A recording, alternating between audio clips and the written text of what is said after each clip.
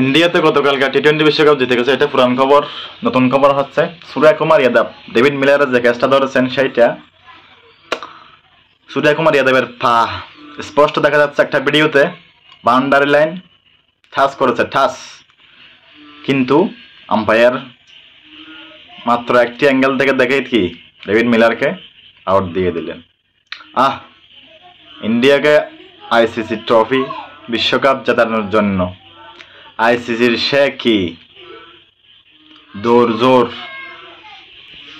সেটাই খান্ডত দেখলেই বোঝা যাবে। ভিডিওটা হয়তো অনেকে দেখেছেন সোশ্যাল মিডিয়ায়, ভিডিও দেখছি, ছবি দেখছি, দেখি কাহিনীতে সত্য। এখন আরেকটা বিষয় আছে, এখন সূর্যকুমার যাদব যেখান থেকে বলটি ধরেছেন সেখানে বাউন্ডারি লাইন ছিল নির্দিষ্ট জায়গা থেকে 1 হাত দূরে। এখন বাউন্ডারি লাইনটা 1 হাত দূরে নিয়ে গেল কেটা? বাউন্ডারি লাইনটা যদি ঠিকঠাক জায়গায় থাকতো তাহলে তো ওইটা ছক্কা হয়ে যেত, ওটা কিছুতে ক্যাচ হওয়ার সম্ভাবনা নাই। তাহলে তো আফ্রিকা জিতার চান্স 100% থাকতো। তখন 5 বলে 10 রান লাগতো সাউথ আফ্রিকা।